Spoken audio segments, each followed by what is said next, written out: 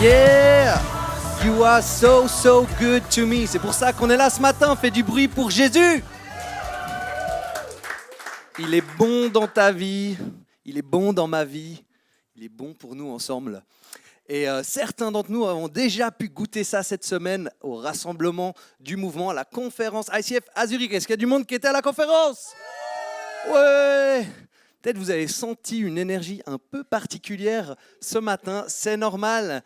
Il y a des gens auxquels Dieu a déjà mis le feu. Il les a allumés comme des torches. Et c'était incroyable. On a vécu tellement de temps ensemble dans la présence de Dieu.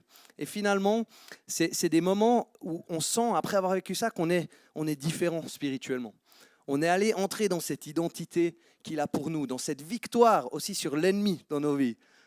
Et puis on s'est rapproché de lui, la présence de Jésus. On a reçu une dose fraîche de son amour, parce qu'il nous aime tellement, tellement. Est-ce que tu sais ça ce matin? Dieu a été prêt à se payer la plus grosse dèche. T'aimes bien, toi, avoir la honte comme ça? C'est pas terrible, hein? Dieu était prêt à prendre la plus grosse honte de sa vie juste pour toi. C'est comme ça qu'il s'aime. Il a dit, ok, c'est horrible, mais c'est pas grave. Pour Thierry, je le fais. Parce que Thierry, je suis prêt à tout pour lui. Même à mourir à poil sur une croix. Alors fais du bruit pour Jésus, mais aussi Thierry, parce qu'on l'aime.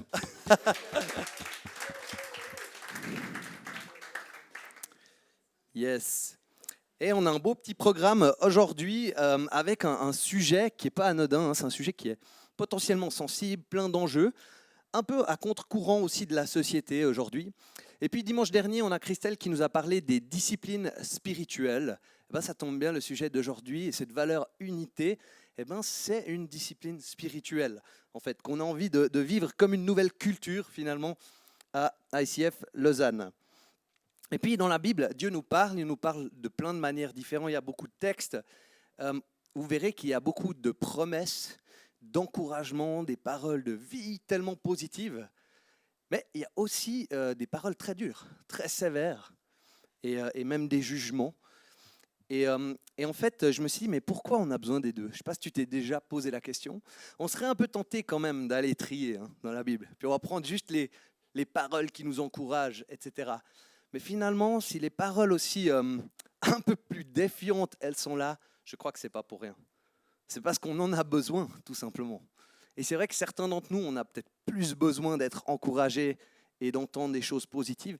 Mais certains d'entre nous, on a besoin d'un bon coup de pied aux fesses, des fois.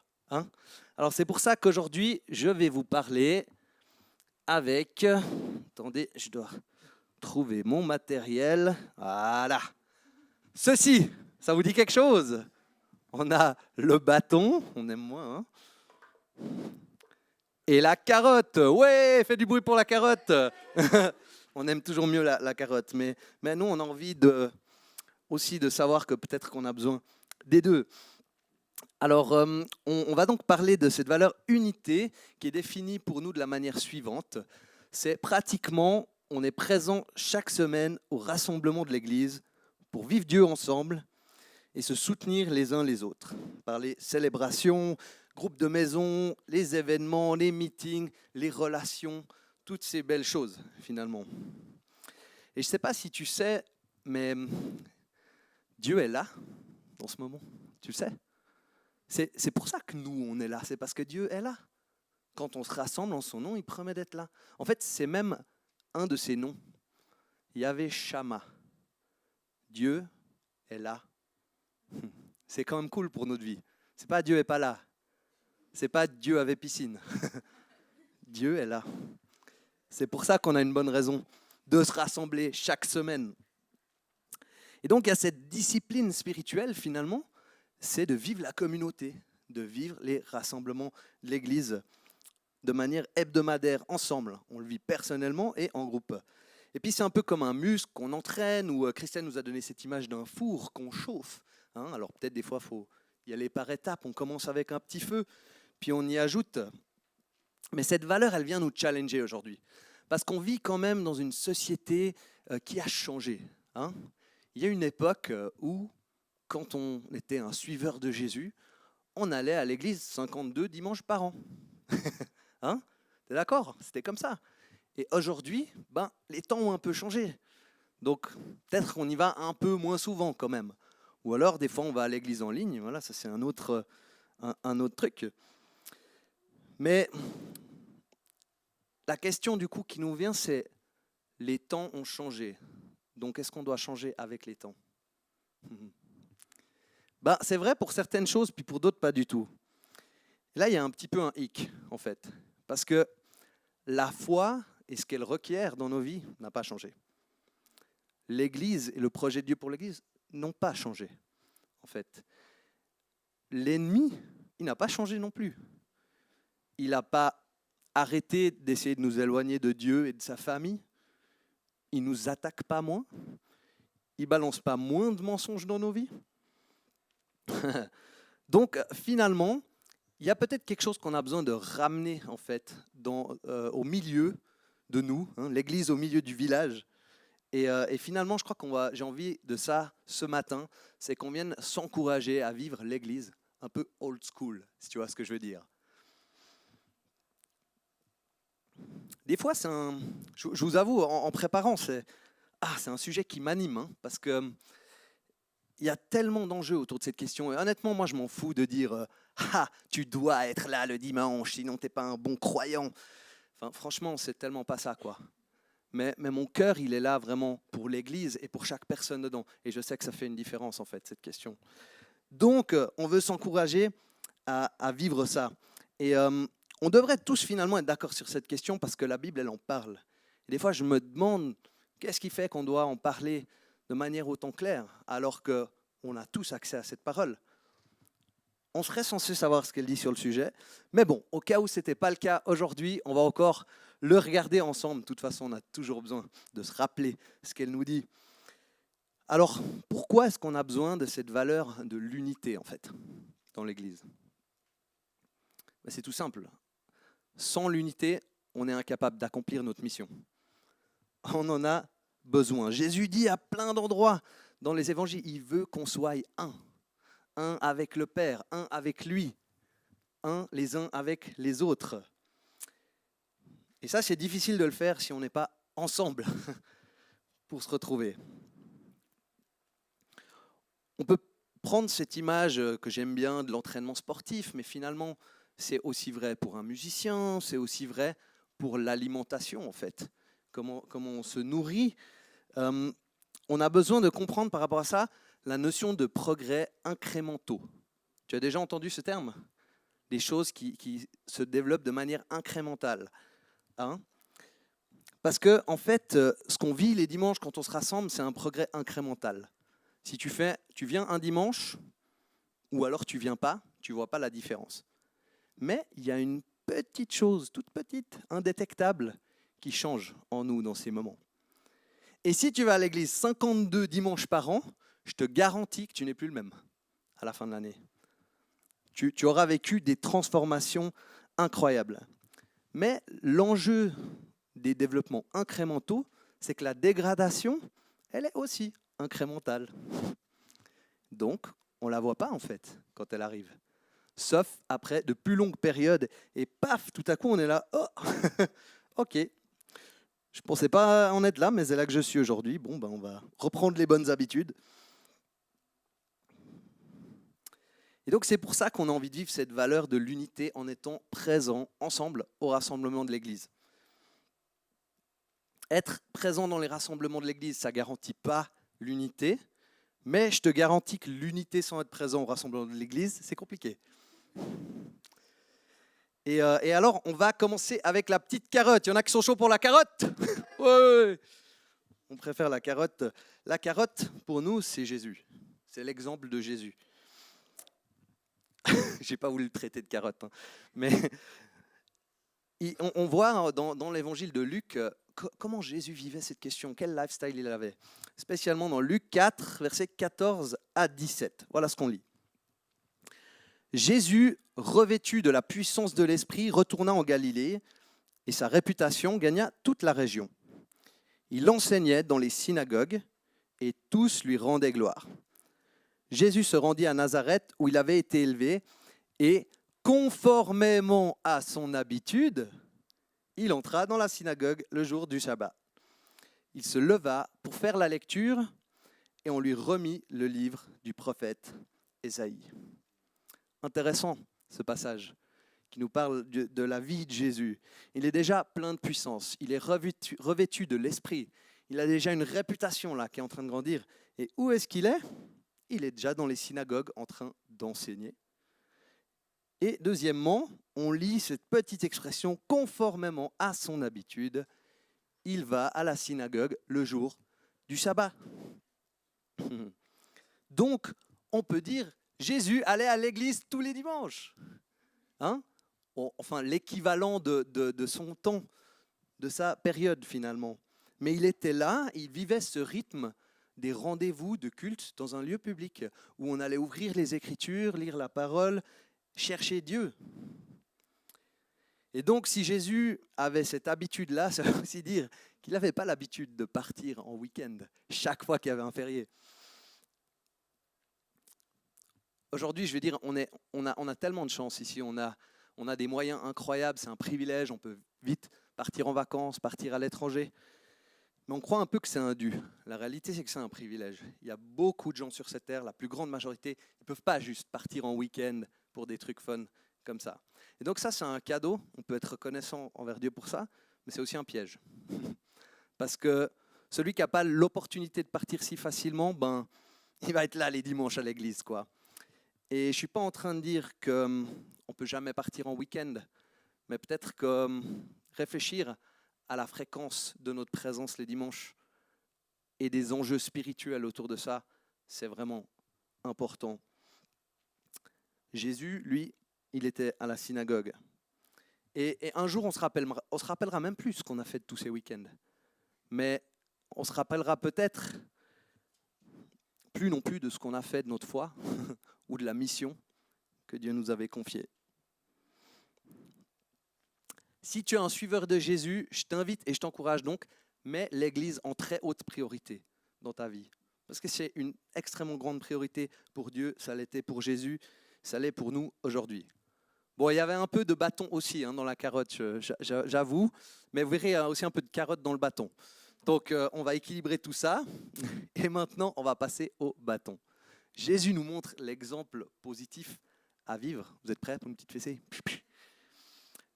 Jésus nous montre ce qu'il aimerait qu'on vive. L'auteur de l'Épître aux Hébreux nous dit ce qu'il faudrait éviter. Et il le dit de manière plus forte que le mot que moi je viens d'utiliser. Retenons fermement l'espérance que nous proclamons, car celui qui a fait la promesse est fidèle. Veillons les uns sur les autres pour nous inciter à l'amour et à de belles œuvres.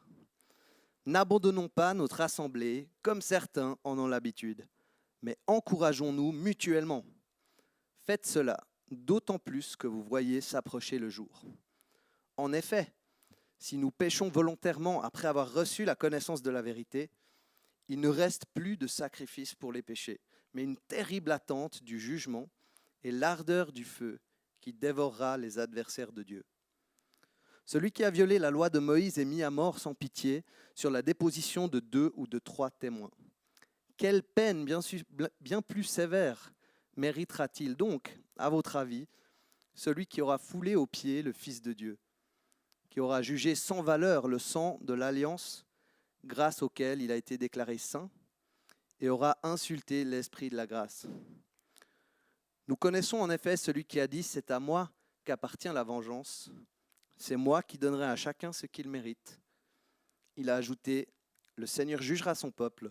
Oui, c'est une chose terrible que de tomber entre les mains du Dieu vivant. Waouh. Ouais, on aime un peu moins lire ces versets-là, mais ils ne sont pas moins vrais pour autant. Et la réalité, c'est qu'on a un Dieu qui est tellement plein de grâce et de compassion. C'est ce père dans le fils prodigue qui est toujours prêt à reprendre quelqu'un qui revient à lui, mais il est aussi Dieu tout-puissant, quoi. C'est pas un petit rigolo. Et ici, quand on se voit les dimanches, c'est pas une blague, quoi. C'est sérieux. Et c'est un rendez-vous qui est sérieux pour lui. Donc il est sérieux pour nous. C'est intéressant de voir que ces deux passages utilisent le même mot. Habitude. Ils parlent d'habitude. Le premier dit, Jésus avait l'habitude d'aller à la synagogue le jour du sabbat. Le deuxième, il dit, n'abandonnez pas l'assemblée comme certains en ont l'habitude. Donc, il y a de bonnes habitudes pour notre vie spirituelle et de moins bonnes. Et on a besoin, dans notre hygiène de vie spirituelle, d'avoir ces rassemblements réguliers, hebdomadaires, pour vivre des progrès incrémentaux. L'auteur d'Hébreux va même plus loin. Il fait le lien finalement entre le fait de s'éloigner de l'Église et de tomber dans le péché, de juger sans valeur l'alliance de grâce. Le rassemblement des croyants est immédiatement lié à cette alliance en fait. Et là, il y a un gros avertissement pour le fait de la juger sans valeur. Donc, on a ce passage qui nous rappelle un peu cette crainte de Dieu, quoi. Si Jésus est venu mourir sur cette croix, tout donné par amour pour toi personnellement, c'était aussi pour que nous, ensemble, on puisse vivre ces moments où on se retrouve avec lui. Et des fois, c'est plus confortable de s'éloigner de l'Église. Parce que... Ouais, je reviendrai sur ça après.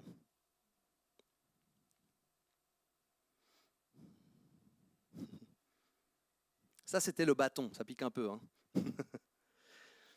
Ouais, je crois. Votre silence en dit long. Et Adrien m'a une fois posé cette question, donc le pasteur d'ICF Genève, il dit une bonne question des fois pour savoir quel est l'impact de ton comportement, c'est de le multiplier. Tu dis, si tout le monde fait comme moi, quel est le résultat? Et donc si on vient tous seulement une fois par mois à l'église, quel est le résultat? Je pense que ce qu'on ne se rend pas compte, c'est quand on fait ça, on donne un message à ce monde en fait. On dit là où est Dieu, là où il se révèle de manière spéciale parmi son peuple, c'est pas très important et je peux passer mon temps ailleurs en fait.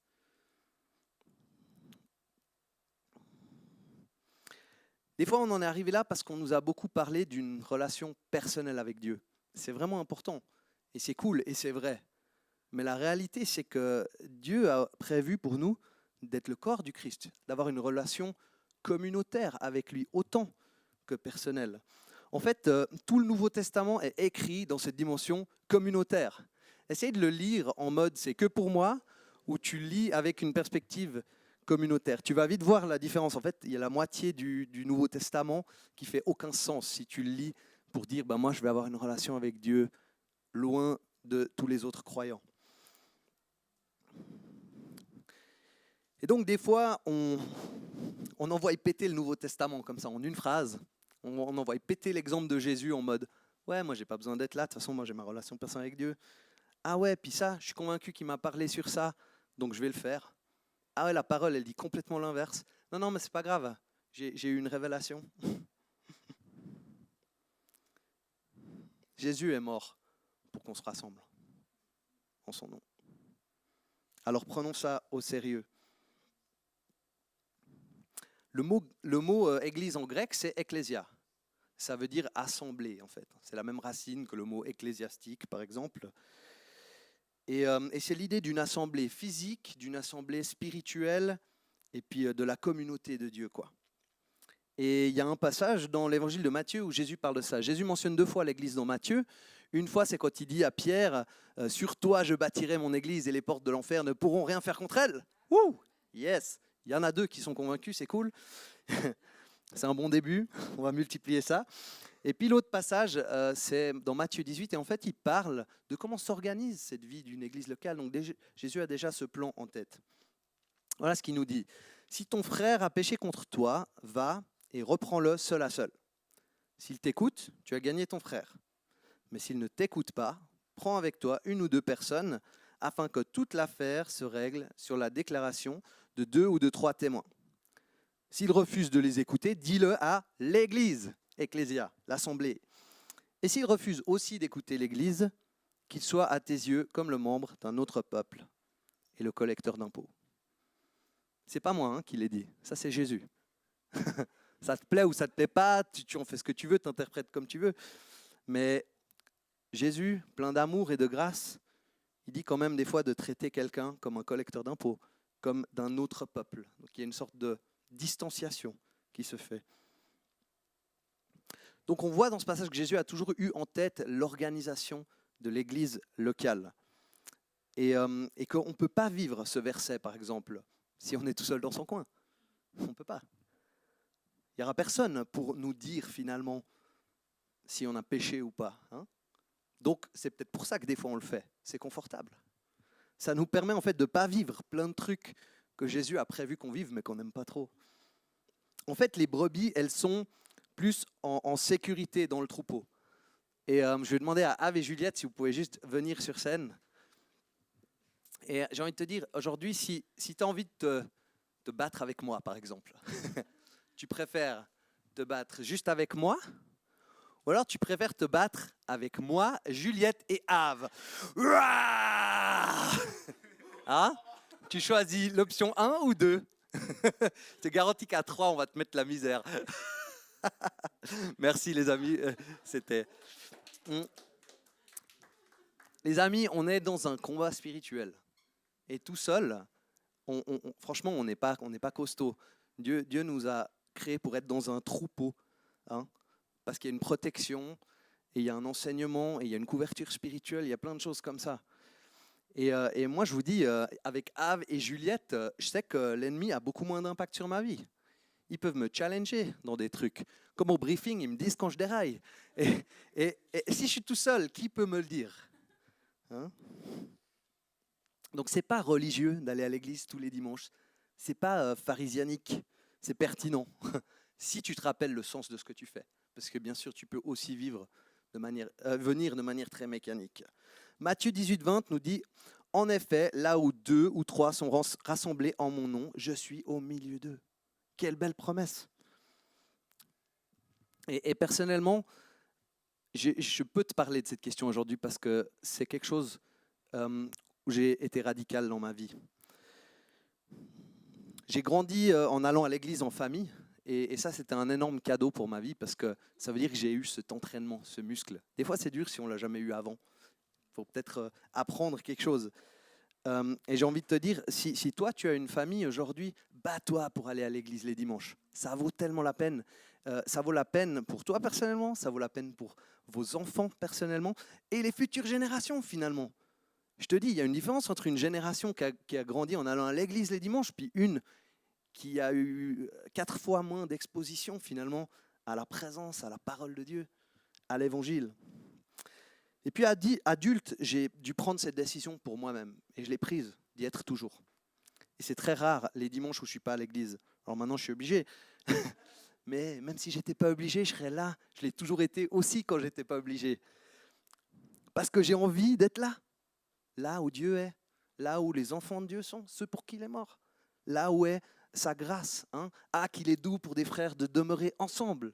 C'est comme l'huile précieuse qu'on verse, qui coule sur la barbe d'Aaron, sur le col de ses vêtements. C'est là que Dieu envoie la bénédiction et la grâce pour l'éternité. Hein? Yes, quand on se rassemble ici, il y a une bonne nouvelle qui est là pour nous. Et après le bâton, la carotte, ben, tout ça c'est pour quoi? C'est pour ça. Le fruit. Tac. C'est pas pour te culpabiliser, hein. C'est pas pour juger. Il y a un but à tout ça.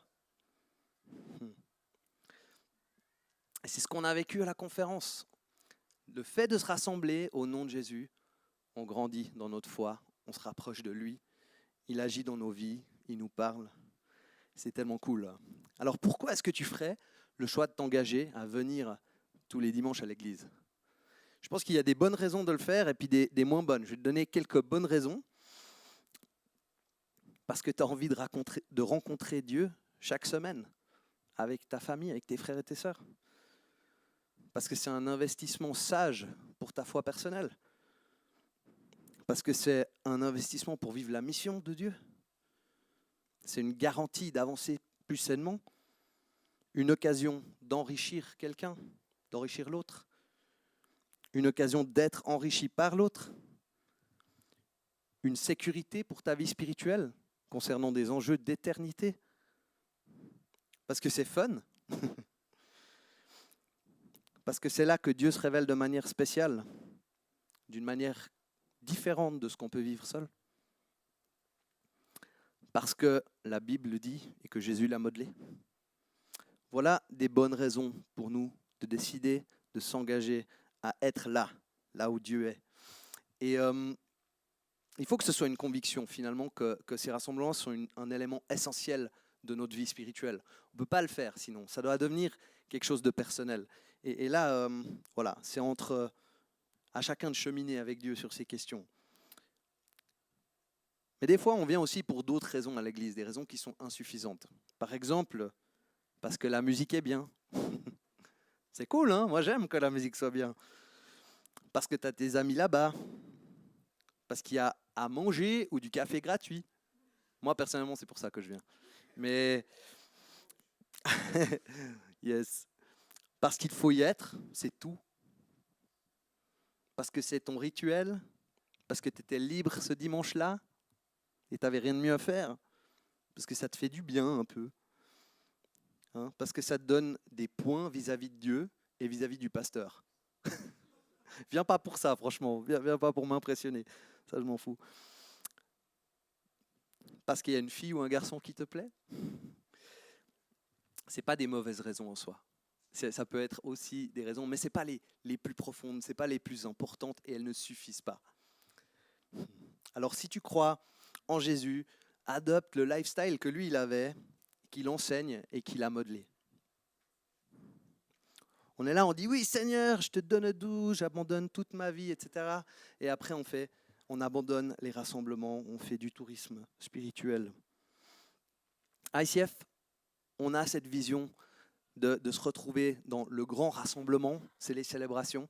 C'est petit par rapport à la conférence, mais c'est grand par rapport au Connect Group. On a les groupes de maison, on a des événements, on a des meetings où on construit l'église, on invite le Saint-Esprit, puis on travaille aussi à ce qu'il veut mettre en place. On vit les relations et les amitiés parce que Jésus est aussi mort pour qu'on ait des relations spéciales qui nous unissent les uns avec les autres. Des amitiés hallucinantes. Et on voit dans la suite du passage qui nous parle des habitudes de Jésus, ce que Jésus a lu dans cette synagogue. Il nous dit le fruit, il nous dit pourquoi il y était, pourquoi c'est là-bas qu'il avait l'habitude d'aller. Il se leva pour faire la lecture et on lui remit le livre du prophète Ésaïe. Il le déroula et trouva l'endroit où il était écrit « L'Esprit du Seigneur est sur moi, parce qu'il m'a consacré par onction pour annoncer la bonne nouvelle aux pauvres.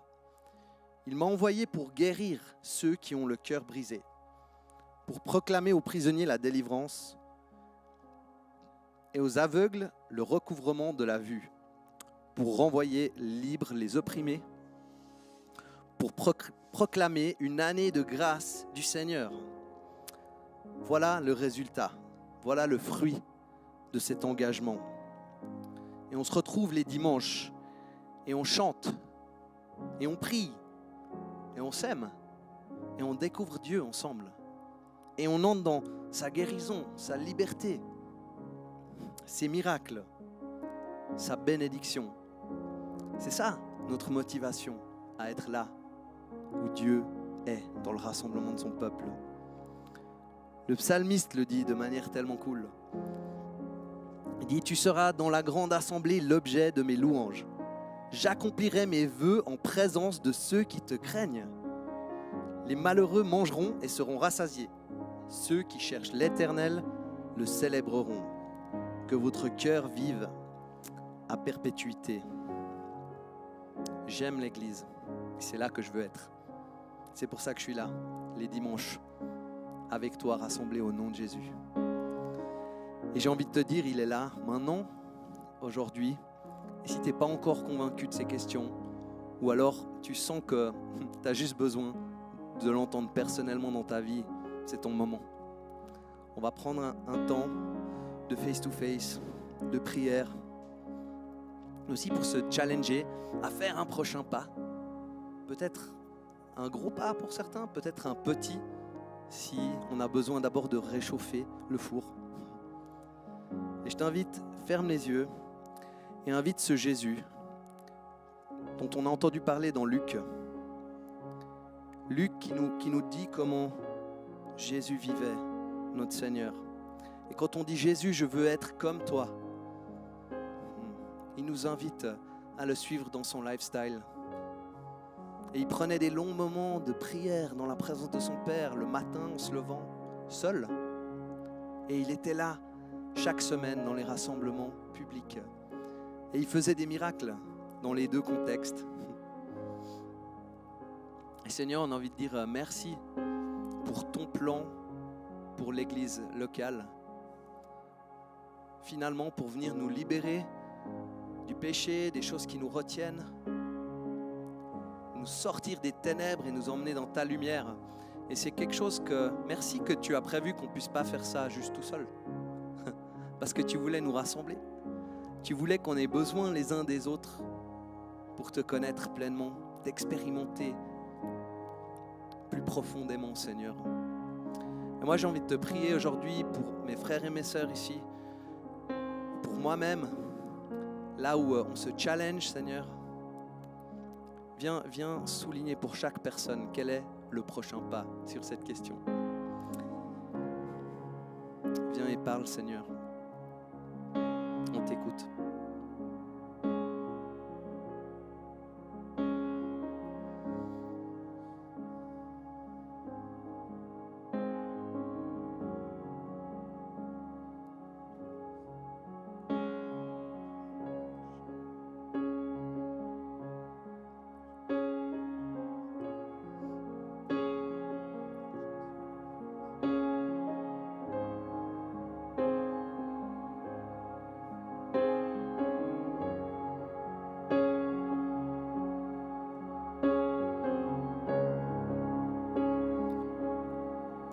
Jésus est là, il te parle. Il vient peut-être te confirmer ce qui est dans sa parole ou des choses que j'ai dites. Peut-être il te dit quelque chose qui est juste ce que toi tu as besoin d'entendre aujourd'hui. Et si tu es dans ce moment avec lui, continue à vivre ça. Et si tu as besoin d'une piste pour ce moment, il y a 3 pistes de prière qui sont prévues à l'écran. Et puis 2 propositions d'action step en fonction de là où tu es aujourd'hui. Mais Jésus a envie de t'emmener avec lui. Alors laisse-le te parler aujourd'hui et définir ta vie selon ses termes à lui. Je serai en bas pour prier pour toi si tu as besoin avec Christelle.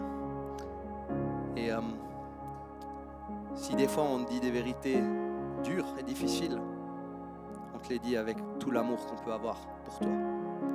Parce que Dieu t'aime et nous aussi. Sache que tu es aimé et sois béni. Au nom de Jésus-Christ.